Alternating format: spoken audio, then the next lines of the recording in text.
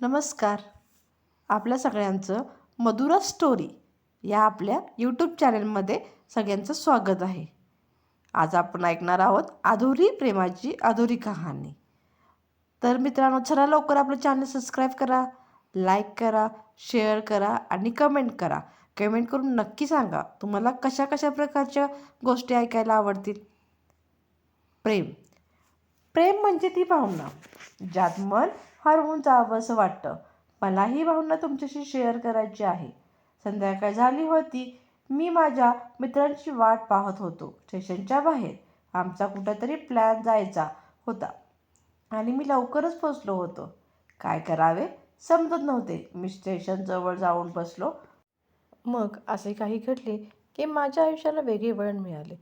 मी स्टेशनच्या दिशेने बघत होतो की माझा मित्र आला की नाही. तेवढ्यात माझी नजर एका मुलीवर पडली. जोपर्यंत मी तेथे होतो तोपर्यंत काळही माझ्यासाठी पूर्णपणे थांबला होता. विसरलो होतो की मी कोठे आहे. फक्त माझी नजर त्या मुलीवर हटू शकली नाही आणि मी तिच्याकडे बघत राहिलो. तिचा निरागस चेहरा, तिचे छोटे छोटे डोळे, तिच्या निरागस चेहऱ्यावर निरागस हसू, जणू ती देवदूत आहे. ते प्रेम होते का? मला माहीत नाही. फक्त माझे मन म्हणत होतं की माझा मित्र वेळेने यावा, नाहीतर ही वेळ तीच थांबली पाहिजे. मला तिचे नाव जाणून घ्यायचे होते. मला तिच्याबद्दल खूप काही जाणून घ्यायचे होते. पण ते कसं हे माहीत नव्हतं मला. मला काहीच समजत नव्हतं. तेव्हा मी देवाकडे फक्त प्रार्थना केली. मला या मुलीचे आयुष्यात मुलगी हवी आहे. ती निघून जात होती.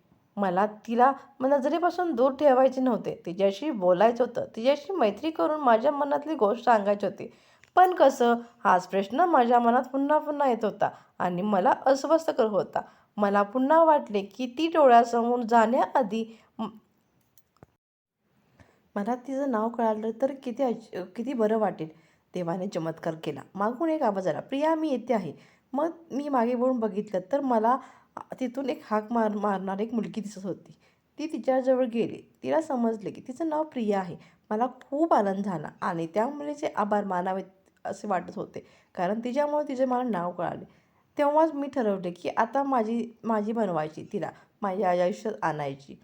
तेवढ्यात मी तिच्या मागे जाऊ लागलो की अचानक मागून एक हात माझ्या खांद्यावर पडला. मी मागून वळून पाहिले तर माझा मित्र आला होता. आता मी काय करू मला समजत नव्हते. काय सांगू त्याला, कसे नकार देऊ, मी तिच्या मागे कसे जाऊ, असा विचार करत राहिलो. तोपर्यंत ती माझ्या नजरेतून निघून गेली होती. जणू माझे मन रडायला लागले होते आणि जेव्हा जणू सर्व काही स्वप्नवत वाटत असे. मी माझ्या मित्रासोबत तिथून निघालो, पण तिच्याबद्दलचा विचार करत राहिलो. जणू माझे मन आता तिचा विचार सोडायला तयारच नव्हते. दुसऱ्या दिवशी कॉलेजची तयारी करून कॉलेजला पोहोचलो आणि जाऊन बाकावर बसलो. माझा मित्र बाकावर बसत बसत म्हणाला, "अरे भावा, बघ की तरी आपल्या कॉलेजमध्ये नवीन मुलगी आली आहे. किती सुंदर आहे." माझे मन अजून तिच्या विचारात मग्न होतं. तिचा चेहरा माझ्या नजरेसमोरून हटत नव्हता. तो मित्र मला पुन्हा पुन्हा हाक मारत होता, म्हणून मला राग आला आणि मी त्याला बोलणार होतो. तेवढ्यात जणू काही माझे डोळे पुन्हा स्वप्नात गेले.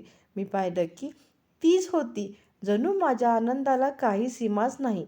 मला स्वतःला थांबवता येत नव्हते आणि मला समजत नव्हतं की काय करावं.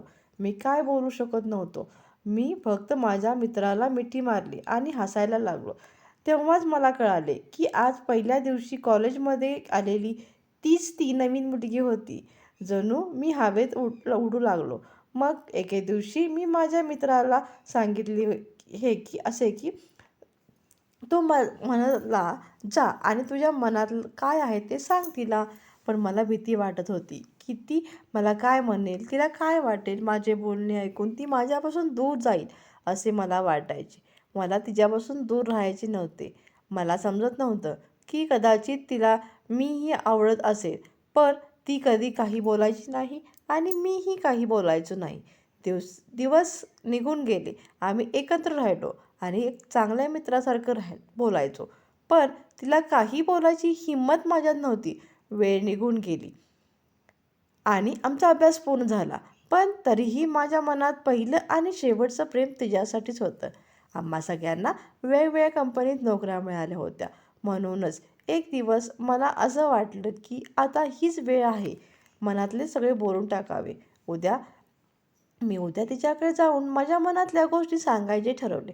दुसऱ्या दिवशी सकाळी उठलो आणि मी तिला फोन केला आणि मला तिला भेटायचे आहे असे सांगितले. तिने भेटण्यासाठी हो म्हणाली आणि त्यामुळे मला खूप आनंद झाला.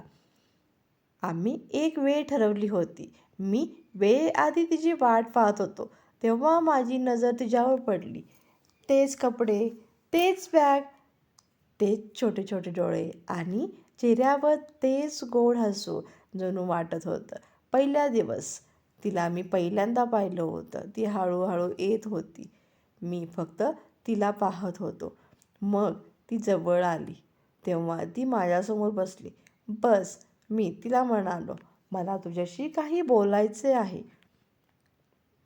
तेव्हाच ती मला म्हणाली की मला पण तुझ्याशी काहीतरी बोलायचं आहे. मी खुश झालो. मला वाटलं की आज ती पण तिच्या मनातलं बोलेल. मग मी तिला म्हणालो, तू बोल, आधी बोल. मग मी बोलतो. तिनं आधी बोलायला नकार दिला. पण मी फक्त आग्रह केला, तू बोल. जणू माझा श्वासच थांबला होता तिचं ऐकण्यासाठी. सगळं थांबलं होतं. फक्त मला आणि तिला सारखं वाटत होतं. तिनं तिच्या पिशवीतून एक कार्ड काढलं आणि मला दिलं. त्या क्षणी तो पहिला क्षण जेव्हा मला मला मला स्वप्न पडलं असं वाटत होतं. त्या कार्डात तिच्या लग्नाचं आमंत्रण होतं. तेच, मग काय, सगळं तेच थांबलं. कदाचित तिला माझ्या मनाची गोष्ट सांगायला मला खूप वेळ लागला, खूप उशीर झाला. मग तिने मला विचारलं, सांग आता तुला काय म्हणायचं आहे. तेव्हा काय नाही बोललो. प्रकरण बदललं आणि तिथून निघून गेली आणि मी तिथेच बसून राहिलो. तिला माझे बनवायचे फक्त एक स्वप्न होते, ते तुटलं त्या दिवशी. पहिला दिवस जणू माझ्या आयुष्यात का आला होता मला अजूनही ही गोष्ट समजत नाही. पहिला दिवससुद्धा स्वप्नासारखाच आला आणि काही वेळाने तुटला आणि आजचा हा क्षण जो पुन्हा स्वप्न बनला आणि क्षणात तुटला. म्हणूनच मित्रांनो, मनातलं सांगायला उशीर करू नका. नाहीतर इतका उशीर होईल की तुम्हाला तुमचं प्रेम फक्त स्वप्नातच करावं लागेल. आपल्या आयुष्यात ते कधीच येणार नाही. धन्यवाद. कशी वाटली स्टोरी नक्की कमेंट करून सांगा.